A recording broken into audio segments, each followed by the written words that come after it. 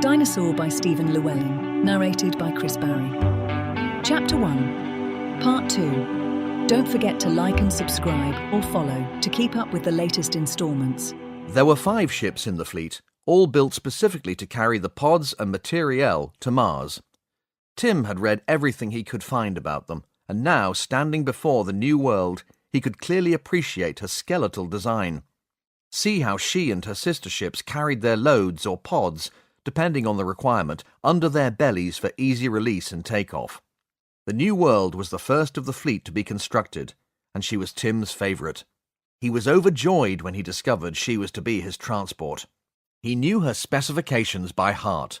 550 metres bow to stern, she was as capable in atmosphere as she was in space, allowing total flexibility and utility.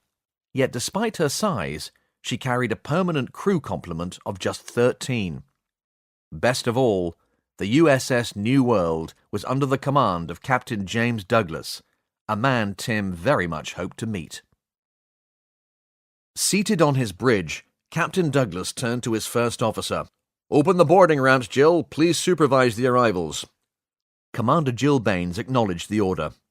"Let's hope they're better house-trained than the last lot." The captain's mouth twitched at the corners as he raised an eyebrow. "Book and cover, Jill, book and cover. Let's not judge." Baines saluted and left the bridge. She took her time as she strolled through the ship. This would be the last trip they would make to Mars and back for a while, unless some kind of disaster struck the colony.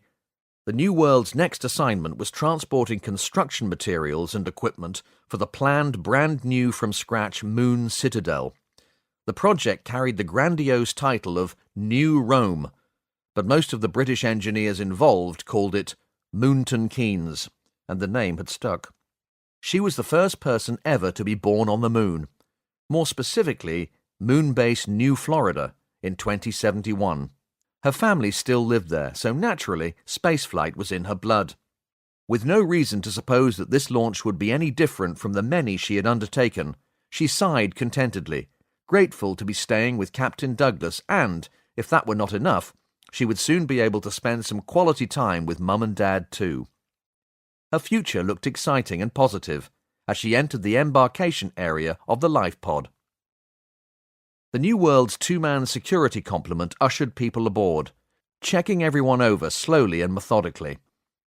The Mars pod had its own security team, who were helping to expedite things, but they came largely under the jurisdiction of ship security for the extent of the voyage. Baines waited patiently until most of the 102 boarders were seated and strapping in for takeoff. Sergeant John Jackson called for the last few stragglers to get themselves situated. All of the ships had mixed nationality crews, as befitted a shared endeavour. However, both security operatives aboard the New World happened to be ex-British Army. The second was Private Dowie Jones, a Welshman from Gwynedd. Baines watched people drift almost subconsciously out of his way. Jones rarely spoke, but being the size of a brick shed, he rarely needed to. Jackson was already at full volume. "I am Sergeant John Jackson, known to my friends as the Sarge, and as you will all hope to keep my friendship," he added menacingly, "you may also call me Sarge." Baines' eyes twinkled with amusement. The Cockney bruiser enjoyed presenting all the charm of a scrapyard dog, but she was not fooled by the rough edges. He continued, "These are my 10 commandments. Heed them well. Number 1, you are free to move about all non-secured areas of the Mars pod as you will, but you will not for any reason set foot aboard the New World unless expressly ordered to do so by myself or a senior officer. Is that clear?" A disgruntled mumble chunted around the room. "Is that clear?" "Yes, Sarge." A more spirited response along with several giggles of embarrassment followed. Number 2. Public areas, passageways and corridors will be kept unobstructed at all times, and no luggage, equipment or litter will be tolerated in these locations. How you people conduct yourselves when we dump you on Mars is up to you, but whilst your home is attached to my home, it will be a tidy home." This drew another murmur of mostly good-natured assent. Baines tuned out, having heard this speech many times over the last few years as they ferried people and plant to Mars. She chatted quietly with Mary Hutchins, purveyor of all things treat-related, standing next to her trolley of delights. "Is everyone clear on all that?" The Sarge barked loudly, wrapping up his barrage of do's and don'ts. Another, "Yes, Sarge," staggered through the assembly. "Any questions? No? Good." He closed suddenly. "I'll hand you over to Commander Baines for a few words." And without warning, she was on. The Sarge strode to the front of the room and stood to attention behind her, wearing just the ghost of a smirk. Said Baines, caught off guard. "Thank you, Sarge. Thank you very much," she added out of the corner of her mouth. The Sarge merely saluted smartly, still eyes front. "Hello, everyone," she continued. "After takeoff, some refreshments will be served by our local gal from sunny Florida, crewman Mary Hutchins here. She is the New World's janitor and cook and is therefore quite possibly the most indispensable member of our little crew." She gestured to Mary, who was bobbing about to the side, waving to any newcomers who caught her eye. There were a few polite chuckles as several people returned Mary's waves. "You will not find anyone more committed to the well-being of this ship or its passengers and crew," she added kindly. "Captain Douglas will be along to formally greet you all once we have broken orbit and laid in our course. He will also explain what you may expect when we jump through a wormhole. I don't believe any of our passengers have experienced this before, so I'm sure it'll be very exciting. But for now, I welcome you aboard the USS New World and look forward to getting to know all of you over the next 3 days of our voyage. Thank you." Once sure everyone and everything was safely stowed and secured, Commander Baines made her way back to the bridge in preparation for takeoff. "Well, what are they like?" asked Douglas as she slipped back into her seat. "Still cowering from the Sarge's 10 commandments, so it's too early to say for sure," she answered, strapping herself in. Good old Sarge," Douglas remarked as he activated the ship-wide PA.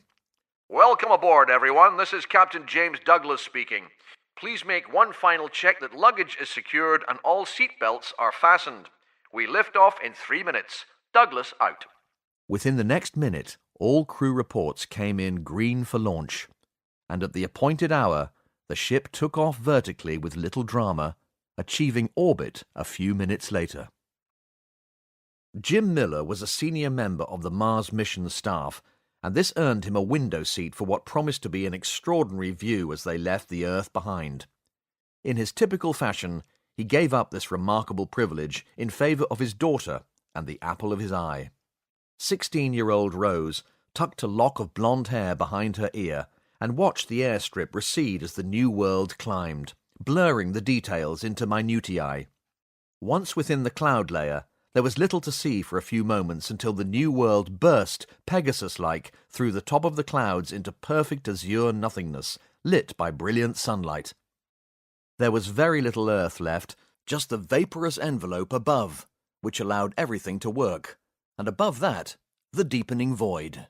Rose hunkered down in her seat, reliving all the attention she had so recently received as a Mars colonist. The massive publicity which naturally whirled around the first pod mission to the New World had gradually petered away for subsequent departures. She had been too young to remember the early launches, but to offer perspective, her father had pointed out that it is often more advantageous to be last than second. He was always telling her things like that, but as it turned out, he had been right. The media frenzy had indeed fully revived and redoubled for the last pod of the initial wave to depart for Mars, the very pod in which Rose now sat, holding her father's hand and looking out at the first stars pricking through the blue. It was all so beautiful. Exciting, too. So why did she have this persistent, nagging doubt? Her parents had had a blistering argument about the Mars mission a few weeks ago. Her mother, Lara, had won. She hadn't been privy to their second conversation, the pivotal moment where Lara had changed her mind and made up theirs for them, sealing all their fates. Rarely do teenagers consider what their parents have to do out in the world while they are in school. a necessary safety mechanism, allowing them one last hurrah before their turn comes. Rose had simply believed the subject closed until her last day in lower secondary education, where it became apparent that she had been mistaken. Leaving school is normally a wrench, a sea change in any young person's life, but Rose had barely noticed it amidst the uproar. Much more than her last day of school, it had been the day where she glimpsed her future, just moments before it hit the headlines. And now she was on a spaceship travelling to another world. Out of her window, the blue sky above gave her a feeling of ever-increasing depth. It was strangely like looking down into a perfectly clear, fathomless lake. Within moments, the new world made the transition to space, and with the last wisps of atmosphere behind them, their ride went from smooth to serene. Passengers began unbuckling their safety harnesses and mingling once more. Lara left her seat without a word and began prowling among the other colonists. Probably checking out what they're worth, Rose thought uncharitably. She kept her father's hand, preventing him from leaving his seat to follow her. Dad? Yes, sweetheart? Did you know that Mum forgot to tell me she'd changed her mind about leaving for Mars? Eh? Jim was clearly, honestly shocked. But I left you a message. You know, when I had to leave to be processed by NASA. Uh-huh. She forgot to pass it on. And with all her pressing concerns like shopping and ordering new outfits for us, she forgot she'd forgot. You know she always deletes everything from the house computer so it doesn't get too complicated for her. I actually found out when I arrived at school for my last day and was mobbed by the press. Wow, I'm really sorry, darling. When I didn't hear from you, I just thought you were on board with all this and simply busy preparing, Jim answered quietly, looking perplexed. Don't worry, Dad. Rose squeezed his hand. It is exciting, and we're here now, so let's just see. How did you change Mum's mind to let us join this mission anyway? She added tactfully, despite knowing who had really made the decision. Well, I didn't exactly. Later, on the evening I told you both about all this, your mum went out with... Barbara? And her friend Barbara told Lara she'd be famous? Jim looked surprised. I'm not sure it was exactly like that, but how did you know? Because she believes everything Barbara tells her. For God's sake, Dad, Barbara spends even more on shoes than Lara does. Rose rarely thought of her mother as Mum. Of course she takes her opinions as gospel. Jim did his best to look disapproving. Please don't call Mum by her Christian name. When Lara got together with Barbara, it rarely worked out well for Jim. He lapsed into a brooding silence for a while, wondering whether Mars would be far enough to escape the reach of Barbara's influence. He hoped his family would make new friends now, good friends, or at least ones who would have a less deleterious effect on his marriage. With the Millers' attention firmly focused on their future, the enormity of Lara's change of heart and what it would mean for their family was obscured. A happy accident of linear time, with the result held back to be produced suddenly from the bottom of the deck when they least expected it. Rose was watching her mother move among the passengers, a predator in heels and bling, when a nebulous feeling of dread descended upon her. At that moment she would have given anything to know the future, even if that divination showed that the future would soon be the very least of her problems. This whole affair had made her nervous when it was her father's idea, but now Lara had signed off on it, she feared disaster. Stealing a furtive glance up at Jim as they sat quietly together, she was pleased to see his face light up. As he caught his first view of space, the schoolboy glint in his eye, always at odds with the perfect suits and perfect haircuts Lara chose for him, sparkled to life. Poor Dad, she thought. The man who has everything but chose the trophy wife from hell. Do you think this new life will change us? The thought surprised her, and she gave it voice without censor. Dad? Jim, startled out of his trance, looked down at his daughter. Where did that come from? He asked, eyes full of amusement and the love he held for her. If it does, I say let it change us for the better, eh? His expression became more serious. Look, sweetheart, there's something I've been meaning to tell you. It's the main reason I accepted this position, actually. Rose listened, piqued. When the terraforming is complete, all the people involved in the project will be granted prime real estate on Mars. We're talking ocean views and eventually fresh air and wonderful wildlife, a lifestyle we can't even dream about on Earth anymore. I'll probably be knocking on a bit by then, but I want this future for you, and if you decide to have a family of your own, for them too. It may take time, but if there's one thing I want to give you, darling, this is it. A true future of health and happiness. Jim paused for a moment. I love you, he added seriously. Douglas sat comfortably in his captain's chair and relished the view unfolding before him through the forward viewports. No matter how many times he saw it, the sudden explosion of light and colour that was the Milky Way always took his breath away. Second Officer and Helmsman Lieutenant Sandeep Singh laid in a course to Mars and activated the autopilot. Like Captain Douglas, he too was an Air Force man. Before joining NASA and the Mars fleet 6 years earlier, he had served 8 years in the Indian military, a serious power in the latter half of the 21st century, as India rose to dominance as the second richest nation on Earth, locked in a cold war with China over resources. Course calculated and laid in, Captain. Autopilot engaged, he said, turning to Douglas. Thank you, Lieutenant. Good to see that Cambridge education wasn't wasted. Certainly wasn't, Captain. That's where I perfected my awesome fast bowl. Aye, I know I saw you take 3 wickets in that friendly a few months ago. You're welcome to join me for a game in my holograph room, Captain. I wouldn't stand a chance, Sandy. Now, maybe if you programmed a nice links course with a sea view, I could get behind that. You know I struggle with golf, Captain. I just can't get the hang of the bat. Douglas chuckled. Singh turned back to his readouts. We will reach our cruising speed of 50,000 kilometers per hour in a little over 2 minutes, and reach our 1,800,000 kilometer minimum safe distance from Earth in approximately 36 hours, sir. Douglas nodded. Very good, Lieutenant. Right, I suppose I'd better go and meet our guests. Commander Baines looked up from her console. Enjoy yourself, Captain. We'll be here, glued to the monitors for the next 36 hours if you need us. Okay, Commander, you have the bridge, he replied. I'll try not to wake you up when I get back. Singh chuckled and watched the captain leave before returning to his calculations. He always rechecked them one last time before fully handing over to the computer. Once satisfied, his mind drifted back to his NASA accommodation, the place he was calling home for a while, and his cat. Her name was Fang, and he wondered whether he should have let her out, but it was a hellhole outside. It was always the same when he had to leave her. At least this was only a short mission, nothing to worry about. And yet he always did. Leaving the automatic cat food dispenser set for 3 days, he simply accepted that upon his homecoming the litter tray might hum a little. He lived in fear of a delayed return. If he let her out and the mission dragged, he might lose her. If he kept her in, she might make a mess or run out of food.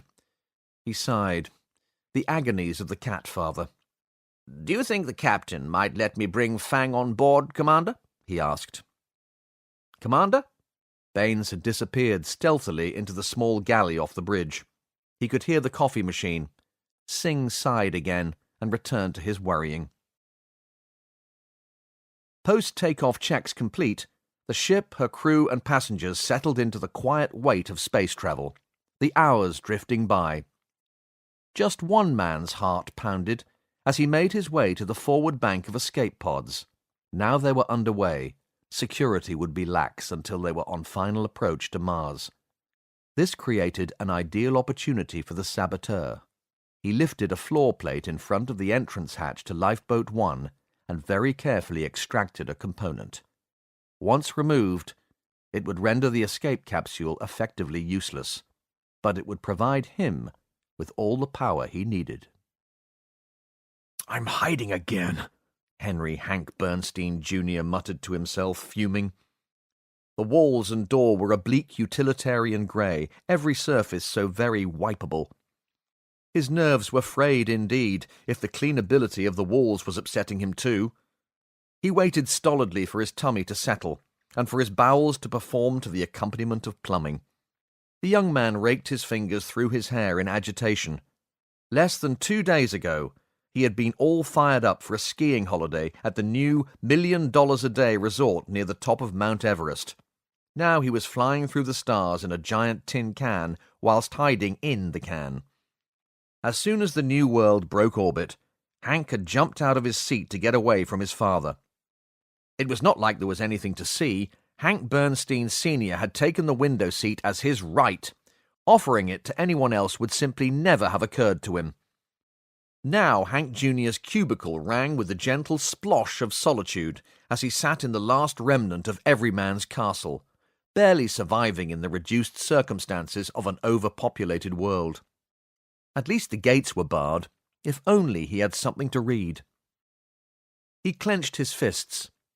Unfortunately, his stomach, which was only ever a problem when his father was around, did likewise.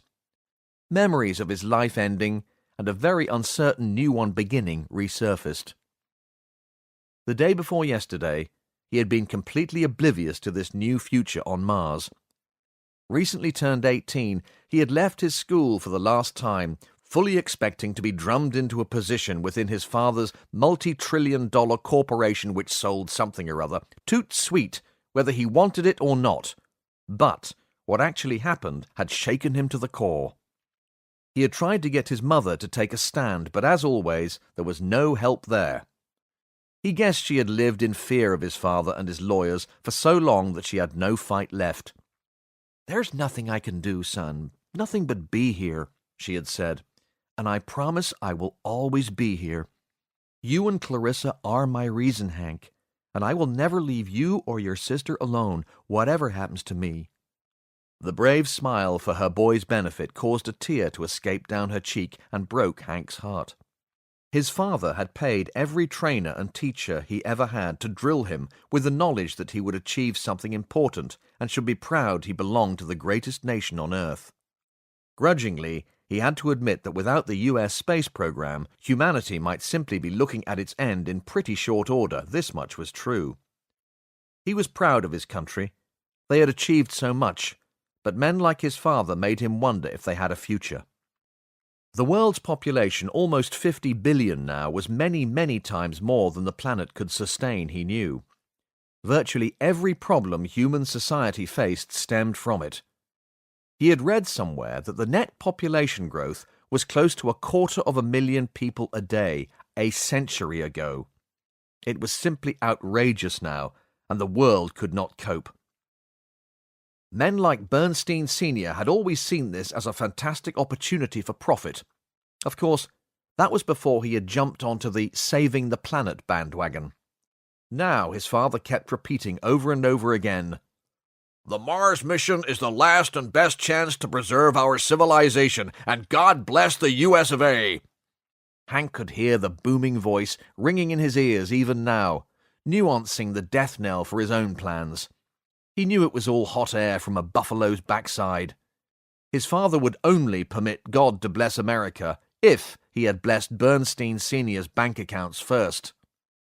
There was clearly money in this Mars venture, and it looked like their lives on Earth were being offered in sacrifice to balance the payment. Hank's anger subsided a little, causing him to realize that he had been finished for a while now, so he flushed and washed his hands. Splashing water onto his face, he looked with bloodshot eyes at someone he hardly knew in the mirror, had never been allowed to know. "One day," he promised the stranger. A single tear brimmed, but did not fall. He wiped it with a finger. It was like saying goodbye to boyhood. However, some lessons can never be completely unlearned, so he washed his face thoroughly for the sake of appearances. It was time to lower the drawbridge and rejoin the world, or at least the New World. He had heard there was a bar somewhere aboard this crate. Maybe there would be a pool table or something. Dinosaur, written by Stephen Llewelyn and performed by Chris Barrie. New installments uploaded each week. Subscribe for more. Visit the link in the description for free New World companion stories, available for download as ebooks.